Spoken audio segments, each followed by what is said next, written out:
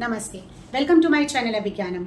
अपनी previous video में मैंने प्लेटो की बायोग्राफी, उसके प्रमुख रचनाएं, डायलेक्टिकल मेथड और शिक्षा के मीनिंग को डिस्कस किया है। आज का यह video Plato's AIIMS of education के बारे में है कि प्लेटो ने शिक्षा के उद्देश्य को क्या निर्धारित किया है। तो सबसे पहला है कि शिक्षा का उद्देश्य क्या है? डेवलपमेंट ऑफ सोल, यानी कि आत्मा को विकसित करना। प्लेटो का मानना था कि आत्मा अजर अमर है और उसे पता है कि सत्य क्या है। तो प्लेटो का कहना है कि शिक्षा का मुख्य उद्देश्य है आत्मा को पूर्णता प्रदान करना। दूसरा उनका कहना था कि सोशल एंड पॉलिटिकल एम में कि शिक्षा जो है ऐसे व्यक्तियों का निर्माण करती है जो कि समाज में एकता और सामंजस्य का निर्माण कर सके। और पॉलिटिकल एम के अंतर्गत उनका कहना था कि कुशल दार्शनिक की स्थापना की जा सके ताकि एक आदर्श राज्य को संभवतः स्थापित किया जा सके। जो तीसरा उनका एम है शिक्षा का, कैरेक्टर डेवलपमेंट, यानी कि व्यक्ति के चारित्रिक निर्माण हो, व्यक्ति संयमी बने, सद्गुणों का विकास हो, न्यायप्रिय बने।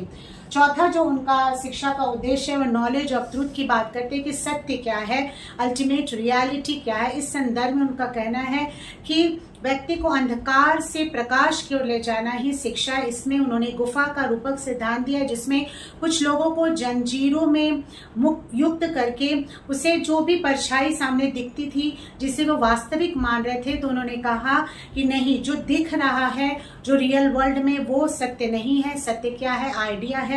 और ये आइडिया कहाँ से आता है? तर्क वितर्क के द्वारा, विश्लेषण के द्वारा, यथार्थता के द्वारा। इसीलिए जो भी इंद्रियों के द्वारा जो हमें ज्ञान मिल रहा है वो सत्य नहीं है। तो उन्होंने गुफा के सिद्धांत के द्वारा सत्य को स्थापित करने की बात की, कहा कि वास्तविकता का ज्ञान तभी होगा जब हम इस अंधकार से बाहर निकल के यथार्थता की ओर जाए। इसके साथ ही उन्होंने क्लास वाइज शिक्षा के उद्देश्य को स्पष्ट किया। उन्होंने कहा कि समाज में 3 प्रकार के वर्ग हैं।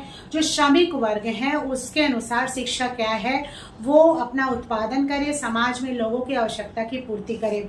जो सैनिक वर्ग है वो समाज में साहस की प्रवृत्ति को विकसित करे और अनुशासन बनाए रखे। और तीसरा जो सबसे उच्चतर वर्ग यानी कि जिसमें उन्होंने दार्शनिक वर्ग को रखा, कहा कि ऐसे व्यक्ति जो होंगे वो विवेकशील होंगे। तो शिक्षा का क्या उद्देश्य है? एक कुशल दार्शनिक को स्थापित करना। पुनः उन्होंने बैलेंस डेवलपमेंट की बात की, यानी कि फिजिकल और मेंटल डेवलपमेंट की बात की। कहा कि शिक्षा का मुख्य उद्देश्य शारीरिक और मानसिक दोनों है।